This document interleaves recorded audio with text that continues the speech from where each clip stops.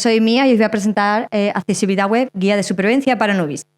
Y bueno, aunque ya me han presentado, me presento yo rapidito. Soy Mía Salazar, soy frontend developer desde hace unos 7 añitos. Me estoy especializando en accesibilidad. Soy mentora en Step Forward. Si alguien quiere saber más sobre Step Forward, tengo unos panfletillos y unas pegatinas de varios colores chulas. Y bueno, vamos a empezar. Y bueno, no os voy a mentir, el panorama no es muy bueno. El 98% de las páginas web no son accesibles, tienen algún problema de accesibilidad. Es decir, casi el 100% de las páginas web no son accesibles, dejando a millones de personas fuera y no permitiendo que puedan interactuar con las páginas web. Con lo cual nos encontramos ante un apocalipsis web. Y claro, todas estas páginas web que no son accesibles se mueven como zombies por ahí arrastrándose, comiéndole el cerebro a las personas que desarrollamos páginas web, diciéndoles, mírame, yo no soy accesible y no me va tan mal, o no hay nadie en tu público objetivo que tenga ningún tipo de discapacidad, no hace falta que hagas la página web accesible. Entonces, claro, ante estos susurros de estas páginas web zombies, pues yo os he traído aquí esta presentación porque lo que quiero hacer es reclutaros para mi ejército, que se llama La Resistencia, en la que pretendemos crear páginas web más accesibles para que la gente pues, tenga más posibilidades de moverse por Internet. Entonces, claro, para reclutaros a mi ejército que va a luchar contra los no muertos, lo primero es que necesito saber es qué información tenéis, qué sabéis sobre accesibilidad. Entonces, os voy a poner unos pequeños ejercicios con opción A y B y quiero que penséis cada uno de vosotros y de vosotras y de vosotros pues qué opción queréis que es más accesible. Entonces, primero de aquí, ¿qué combinación de colores queréis que es más accesible? Bueno, es que resulta que la B, aparte de que es feo de cojones, la combinación de colores no es accesible. ¿Por qué? Porque no hay suficiente ratio de contraste. Es decir, el fondo y el texto no son lo suficientemente distintos y esto es difícil de leer para personas con discapacidad visual. Este de aquí, ¿qué es más accesible, el texto cursiva o el texto no cursiva? Pues claro, el texto B, que es cursiva, resulta que las letras cursivas están inclinadas, entonces las letras inclinadas no son accesibles para personas con dislexia. Aquí tenemos dos formas de disponer la información. ¿Cuál creéis que es más accesible? Porque claro, el B es un mazacote de texto. Los mazacotes de textos no son fáciles de leer. Sin embargo, si utilizas párrafos pequeñitos, listas y señalas las partes más importantes, vas a hacer que sea más fácil de leer para una persona con una discapacidad cognitiva. Bueno, y aquí tenemos texto justificado y no justificado. ¿Cuál creéis que es más accesible?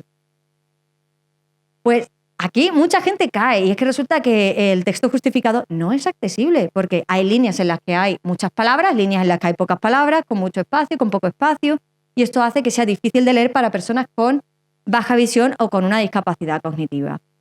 Y ahora este último, en el que me voy a meter en un charco, ¿qué es más accesible, el modo claro o el modo oscuro? Ajá. Bueno, aquí la respuesta es depende, porque hay personas para las que el modo claro es más accesible y personas para las que el modo oscuro es más accesible. Por ejemplo, si tenéis fotosensibilidad, el modo oscuro es más accesible. Y bueno, pues ahora quiero que me levantéis las manos. ¿Quién ha tenido mayoría de A? Oye, no está mal, ¿eh? Y bueno, ¿y mayoría de B? ¿Nadie? Bueno, genial, fantástico, fabuloso. Pues entonces os voy a reclutar para mi ejército. Pero claro, antes de reclutaros os tengo que dar unas pequeñas nociones sobre accesibilidad para que todas las personas aquí presentes pues ya podamos hacer nuestras páginas web más accesibles. Entonces vamos a empezar por lo primero, ¿qué es la accesibilidad? Bueno, es el acceso universal a la web, es decir, que una persona pueda acceder a una página web independientemente de sus circunstancias o de sus discapacidades. Que lo he hilado súper bien. Y las podemos dividir en 4 tipos. Las sensoriales, que son las relacionadas con los sentidos, como la vista o el oído, son las personas ciegas o sordas. Luego tenemos las motoras, que es la incapacidad para realizar ciertos movimientos, como una persona que va en silla de ruedas o en muletas. También tenemos las intelectuales, que están relacionadas con el intelecto, la inteligencia, como podría ser una persona con síndrome de Down. Y también tenemos las psíquicas, que son aquellas discapacidades que intervienen en el comportamiento de una persona, que hacen que actúe diferente, como puede ser una persona que sufre de depresión severa. Y claro, todas estas personas pueden tener ciertas dificultades para realizar ciertos movimientos y interactuar con las páginas web. Y para ello se crearon las tecnologías asistivas, que hay muchas. Yo aquí os voy a contar varias, que para empezar tenemos el lector de pantalla, que es un software que lo que hace es leernos en voz alta lo que hay en una página web para que podamos navegar con el oído. Pero también tenemos los magnificadores de texto, que lo que hacen es hacer más grandes las páginas web para las personas que tienen problemas de visión. También tenemos los de reconocimiento de voz, que lo que hacen es reconocer lo que una persona dice y gracias a eso puedes interactuar con el ordenador. También tenemos diferentes tipos de ratones, porque si tienes algún tipo de discapacidad motora, un ratón común puede ser complicado para ti, pero si tienes un ratón adaptado o un joystick vas a tener más facilidades. También tenemos los teclados de braille que te permite pues con tus deditos ir leyendo braille. Y por último los de seguimiento ocular que básicamente pues son capaces de reconocer patrones en los ojos y con ellos puedes interactuar con las páginas web. Y bueno, ya por último, todos hemos oído hablar de la W3C, que son los que parten el bacalao en la World Wide Web, pero bien pronunciado. Esta gente crearon la WCAG, que viene de Web Content Accessibility Guideline, que básicamente es una guía en la que se establecen una serie de directrices para hacer nuestras páginas web más accesibles. Y también crearon unos niveles de conformidad, que son el A, el AA y el AAA. Básicamente, cuantas más hay, pues más accesible es ese elemento, pero también se le piden más cosas. Bueno, y ahora vamos a empezar a enfrentarnos a nuestras hordas de zombies. A las hordas de zombies que son páginas web que no son accesibles. La primera es las páginas web que no utilizan bien sus colores.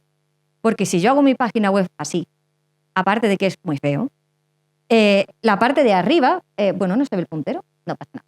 La parte de arriba, la combinación de colores no se ve bien, por lo que os hablaba del ratio de contraste, y abajo tenemos, empieza a buscar restaurantes que a lo mejor si estáis más lejos lo vais a ver cero. ¿Por qué? Porque no hay suficiente ratio de contraste entre el fondo y el texto. Hay muchas herramientas en Internet que te permiten hacer pues, este ratio de contraste y como podemos ver, esto falla en AA y en AAA, así que es terrible. Pero si yo, por ejemplo, utilizase el morado con el blanco, pues sería mucho más accesible. Así que es muy importante crear una paleta de colores no solamente que sea bonita, sino que sea accesible y que se vea bien junta. Pero no solamente tenemos que tener en cuenta que tengamos una paleta chula, sino que usemos bien el color. Porque yo estoy creando aquí un formulario con la que tú puedes crear una horda de zombies. Y bueno, pues la persona que está rellenando aquí el formulario se olvida de escribir el nombre de uno de los zombies. Y yo como persona desarrolladora digo, bueno, pues genial. Lo que voy a hacer es que voy a ponerle el bordecito al input de color rojo para que así sepa que este elemento es el que tiene el error. Vale. Imaginémonos que tenemos algún tipo de discapacidad visual. Pues este bordecito rojo no lo vamos a ver. Imagináis que tenéis algún tipo de daltonismo. A lo mejor lo veis amarillo, gris o del color de Dios sabe dónde. Con lo cual, esta persona no se está enterando dónde está cometiendo el error. Y es que resulta que comunicarte exclusivamente con esa persona con el color, lo que va a hacer es que haya mucha gente que se te quede fuera. ¿Qué tenemos que hacer entonces? Pues no basarnos solamente en el color. Podemos utilizar un iconito o un texto. Por ejemplo, si yo tengo daltonismo, a lo mejor no veo el bordecito rojo, voy a ver el icono y voy a ver este campo es requerido. Quizás no lo vea del color que yo quiero, pero lo voy a ver. Y si yo tengo algún tipo de discapacidad visual, no voy a ver ninguno de los colores rojos, probablemente tampoco vea el icono, pero este campo es requerido, sí que me lo va a decir la tecnología asistiva, así que no se va a perder. Así que, genial, ya nos hemos enfrentado a los zombies que no utilizan bien los colores, ahora nos vamos a enfrentar a los que no hacen bien la navegación por teclado. Aquí hay mucha gente que me dice, bueno, Mía, ¿pero qué tiene que ver la navegación por teclado con la accesibilidad? Pues imaginaos que el ratón se os queda sin pila, o que os rompéis un brazo, o que no podéis mover los brazos. ¿Cómo entonces navegáis por una página web? Pues para ello está la navegación por teclado. Además, hay muchas tecnologías asistivas que beben de esa navegación por teclado, así que sí, es súper importante que una página web sea navegable por teclado. ¿Y cómo funciona? Bueno, pues básicamente si tú pulsas Tab y te puedes mover hacia adelante con los elementos interactivos de una página web, con Tab más Shift hacia atrás entre esos elementos y con Enter puedes activar tanto los links como los botones, digamos que tu página web es navegable por teclado. Pero como quizás no es fácil que nos hagamos idea de cómo es esto de la navegación por teclado, no os preocupéis, que os traigo una demo. Pues estamos en esta página web, ¿no?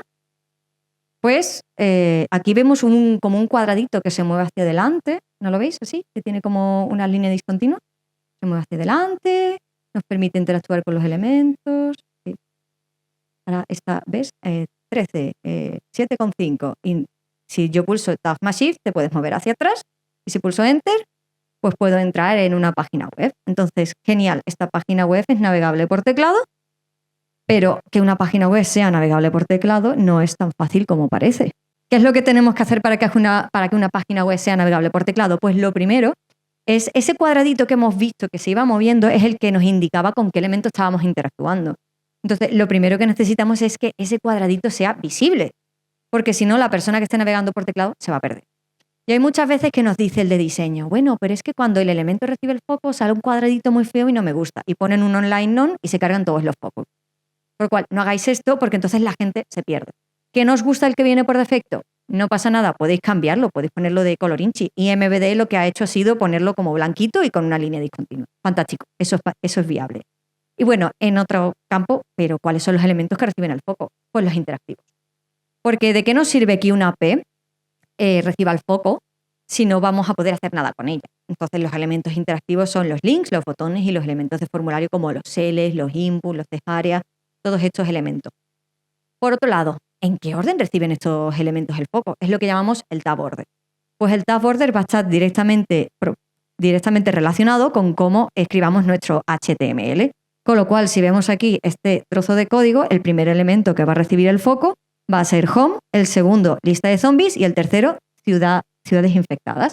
Con lo cual es súper relevante que escribamos nuestro HTML de una forma que tenga sentido, porque si no la persona que esté navegando por teclado se nos va a perder.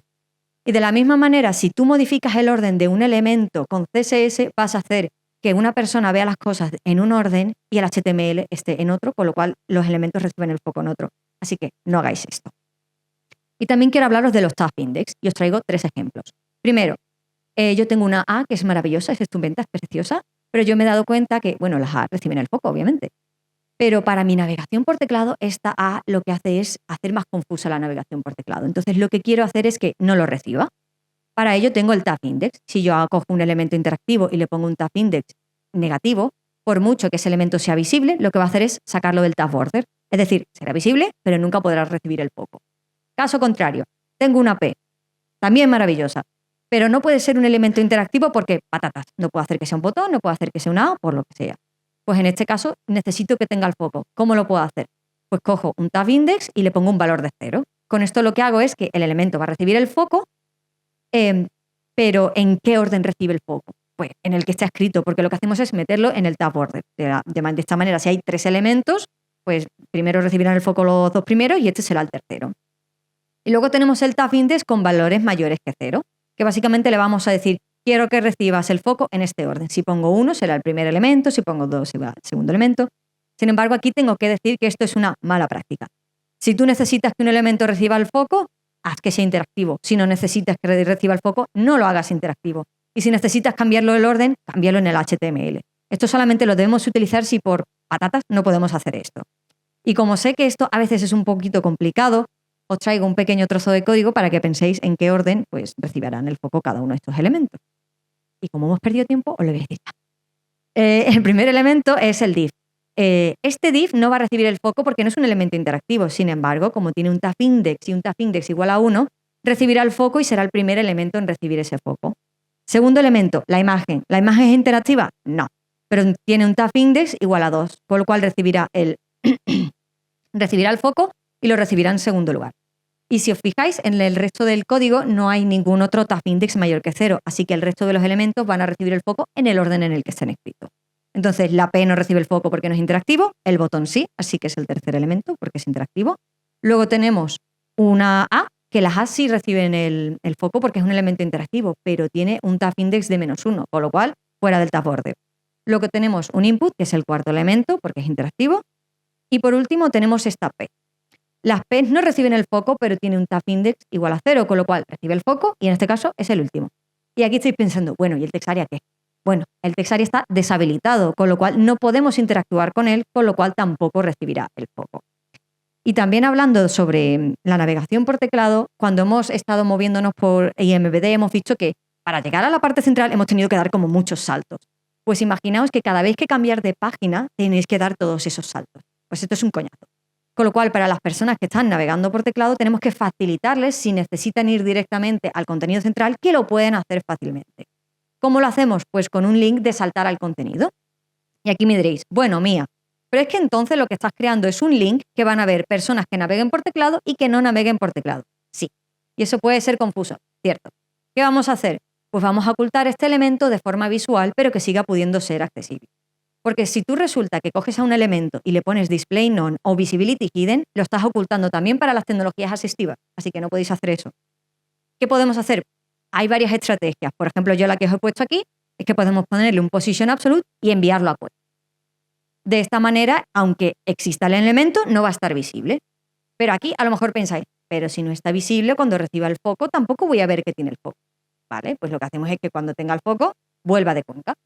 De esta forma, una persona que no esté navegando por teclado nunca va a ver esto y la persona que esté navegando por teclado, en cuanto pulse tab, le aparecerá el link lo pulsará e irá directamente a la parte central de la página.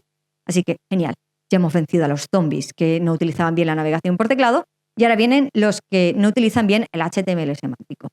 ¿Qué es el HTML semántico? Pues básicamente son etiquetas que tienen significado por sí mismas, que nos van a dar información sobre qué clase de datos tienen dentro. Nos dan información sobre en qué orden se encuentran, la jerarquía que existe y la estructura que se crea.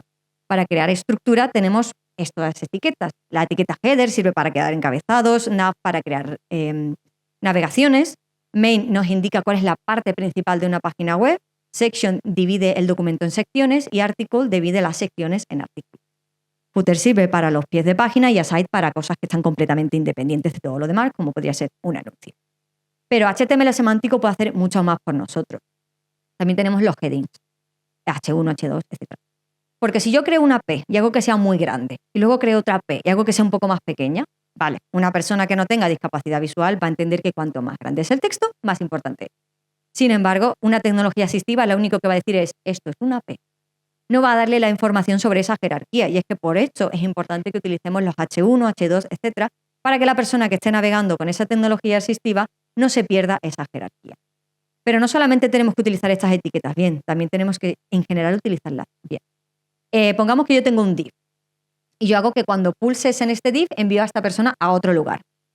Esto tiene dos problemas. Primer problema, los divs no reciben el foco, así que una persona que intente navegar por teclado nunca va a poder pulsar en ese link.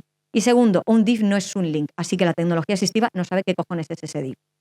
Sin embargo, si yo uso una A, le avisará a la tecnología asistiva de, oye, esto es un link, y cuando lo pulse, que ha podido navegar por teclado porque es un elemento interactivo, va a poder ir a ese lugar.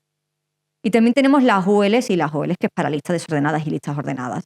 Porque si tú creas un div, pones un montón de P's y hace que cada P tenga un circulito, sí, una persona que no tenga una discapacidad visual verá los circulitos. Una persona que esté navegando con una tecnología asistiva, no.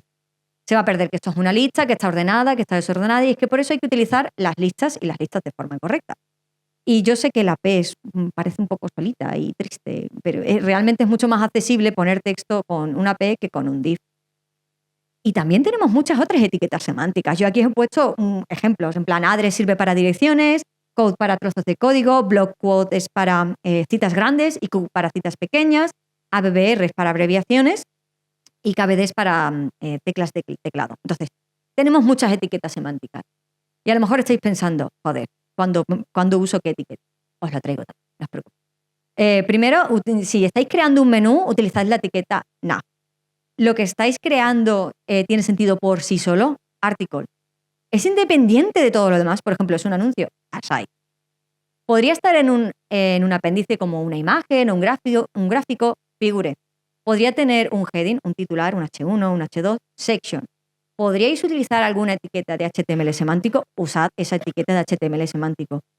En general, el consejo es revisad las etiquetas de HTML, si hay alguna que os encaje, o usadla, y si no, usad un div. Pero div debe ser el último recurso porque no da nada de información a las tecnologías asistivas, con lo cual la persona no va a recibir esa información. Y ahora pasamos a la siguiente horda de zombies, la de páginas web que no hacen bien sus formularios. Y aquí tengo un problema porque tenía un vídeo. Así que vamos a continuar. ¿Cómo se hace bien un formulario? Hola. Aquí, vale. Bueno, ¿qué tenemos que tener en cuenta? Porque a la hora de hacer un formulario tienes que hacer bien el formulario, porque si no las tecnologías asistivas no van a poder darte la información que tú necesitas. Cuando pasen por un input te dirán input, pero no te dirán cómo hay que hacerlo bien ni para qué sirve. Entonces, ¿cómo le damos toda esa información a una tecnología asistiva? Primero, usar un label, porque el label lo que nos va a decir es para qué sirve ese input. Y aquí hay gente que me dice, bueno, pero es que en el diseño que me han pasado no hay un label, entonces no puedo poner un label. Mira, hay estrategias que se pueden usar. Porque ya, por ejemplo, en esta charla hemos aprendido a esconder elementos de forma accesible. Así que podéis esconder ese label. Y si así porque por lo que sea no podéis esconder ese label, no podéis ponerlo, bueno, podéis utilizar un area label en el input para decirle cuál es el propósito de ese input. Pero siempre tenemos que indicarle el propósito al input, porque si no, la tecnología asistiva no va a saber para qué sirve. También de esta manera, aquí yo, por ejemplo, tengo un textito que dice, debe de tener al menos 8 caracteres para el nombre del zombie. Estamos dando información sobre cómo tiene que rellenar ese input. Pero esto no es suficiente con que haya un texto debajo de un input. porque si no tienes una discapacidad visual, entenderás que ambos van juntos, pero una tecnología asistiva esto no lo va a entender. ¿Cómo lo hacemos? Con Aria Described By. Aria Described By básicamente lo que dice es, oye, tú vas a ser descrito por otro elemento. ¿Cómo se usa? Pues tú en el input pones un Aria Described By, dentro pones el valor que quieras, por ejemplo, description, y luego en el elemento que lo describe pones un ID que ponga description. De esta forma ya están ambos elementos vinculados y la tecnología asistiva podrá avisar a esta persona de que este input se rellena de esta manera. También para hacer bien los inputs de forma correcta, tenemos que utilizar el placeholder. Y aquí la gente comete muchos errores pensando que placeholder y label son intercambiables. Y no. Porque label sirve para decirnos qué espera la persona que ha desarrollado la página web que metamos en este input, y el placeholder es una pista sobre el formato que se espera. Por ejemplo, aquí tengo un input de tipo email y he puesto el formato de email que estoy esperando. Entonces, necesitamos ambos para decirle qué tiene que meter y un ejemplo de cómo esperamos que lo meta. Por otro lado, están los autocompletados, que seguro que os ha pasado alguna vez que cuando estáis intentando rellenar un formulario os aparece como una cajita abajo que os permite rellenar con valores que habéis puesto en otros formularios. Pues esto es súper relevante porque si tenemos algún tipo de discapacidad, rellenar un formulario se nos puede hacer algo eterno. Y si le permitimos a la persona que utilice autocompletados, lo que nos permitirá es rellenar esos formularios con valores que hayamos utilizado en otros formularios. Así que es súper importante. Y si ya tenemos un formulario súper complicado en el que, por ejemplo, le estamos pidiendo una dirección completa a la persona y le estamos pidiendo dirección, país, calle, puerta, planta, piso, un montón de datos, para la persona puede ser como muy confuso porque le estamos pidiendo mucha información y puede que pierda la noción de que todos estos elementos están relacionados. Entonces tenemos que ser explícitos y decirle que todos los elementos están relacionados. ¿Cómo lo hacemos? Pues con el field set. Con el field set los agrupamos y para decirle cuál es el propósito del grupo entero tenemos la etiqueta legend, que en este caso puede ser dirección completa. Aún así, aunque lo hayamos etiquetado todo juntito, cada input debe tener su label, porque si no, no vamos a saber para qué sirve cada input. No vamos a saber qué input es de dirección, cuál es de código postal y cuál es de ciudad. Y ahora pues vamos a pasar a los atributos ARIA, que son las páginas web que no utilizan bien los atributos ARIA. ¿Qué es ARIA?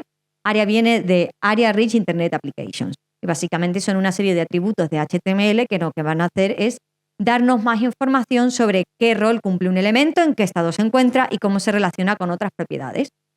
Estos atributos no cambian ni el aspecto ni el comportamiento, solamente sirven para tecnologías asistivas. Así que lo que hacen es dar más información a las tecnologías asistivas sobre cómo tienen que dar información a esta persona.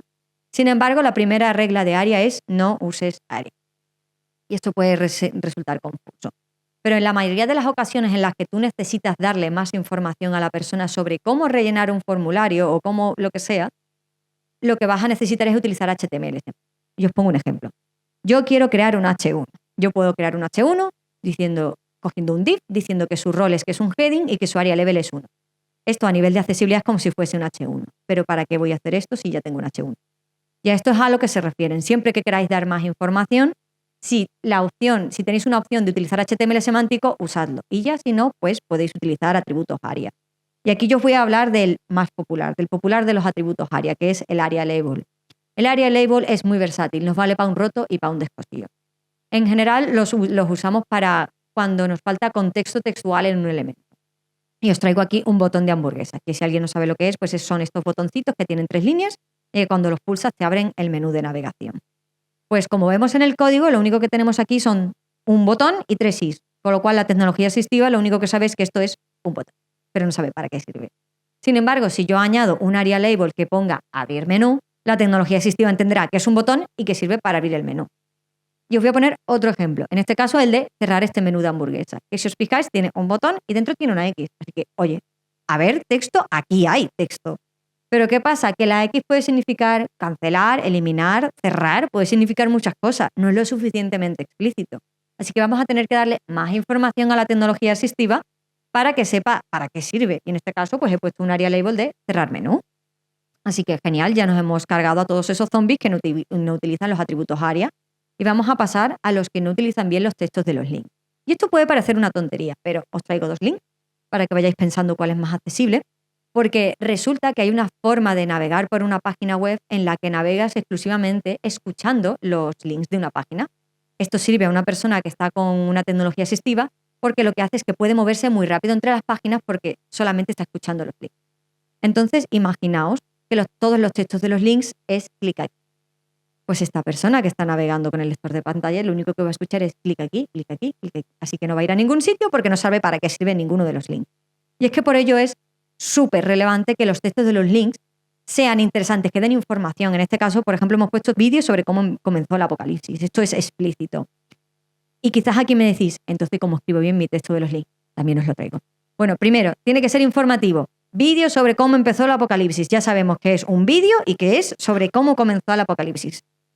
Por otro lado, no uséis mayúsculas, porque imaginaos que el texto que hemos puesto es clic aquí todo en mayúsculas.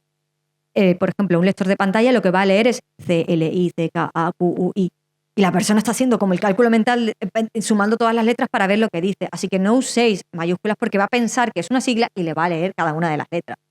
De la misma manera, pues no utilicéis la URL completa del link porque se la va a leer. Va a decir http:// y va a ser imposible que esta persona sepa lo que hace. Y por último, no pongáis link a, enlace a, porque si ya habéis utilizado una etiqueta a, la tecnología asistiva ya sabe que esto es un link y va a avisar a la persona de que efectivamente es un link. Y por último, hablemos de las imágenes, porque hay personas que no pueden ver las imágenes o que a lo mejor no le cargan las imágenes o que están en un ambiente con mucha luz y no se ven bien.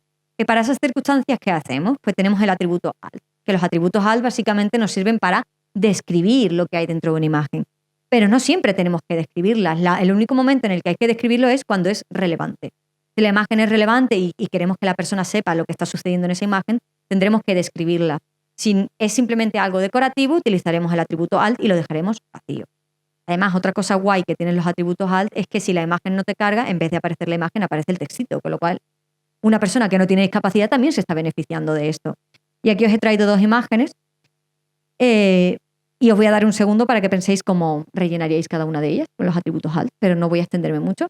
Porque la primera es el logotipo de una página web que yo solía tener, que se llamaba Foodisaurius, y la mascota de mi página web se llamaba Rita.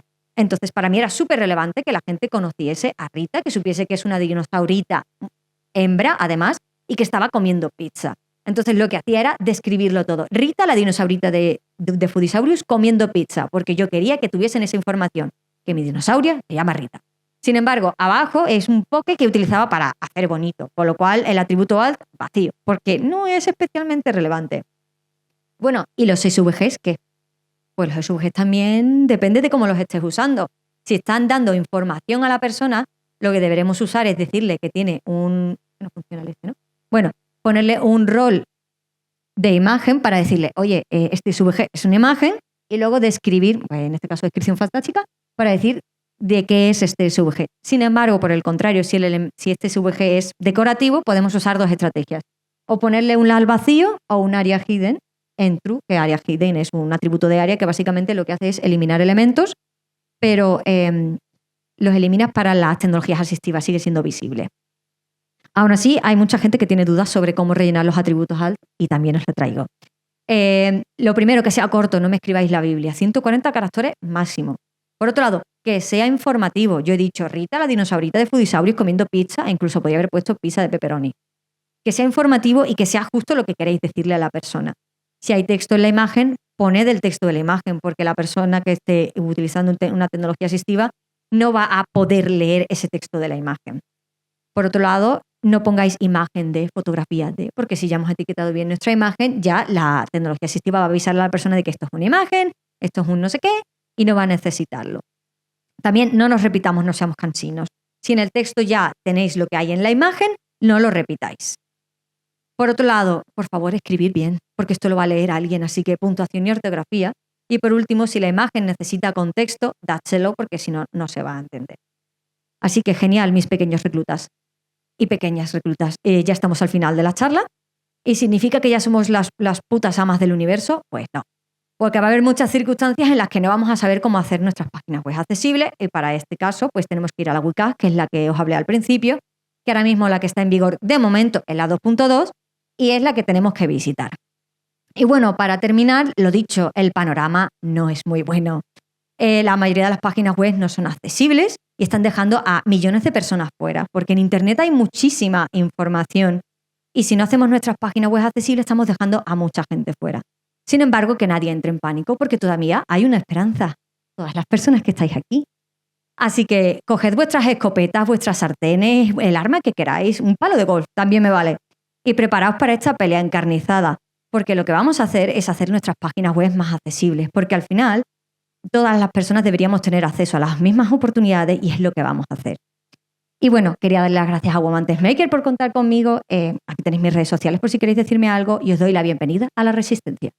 Muchas gracias por tu charla. Me ha parecido súper interesante, además muy relevante en este momento. Estoy a punto de publicar un pequeño proyecto sobre accesibilidad, precisamente. Ay, pásamelo, por favor. Sí, te lo pasaré para que lo revises desde el punto de vista de desarrollo.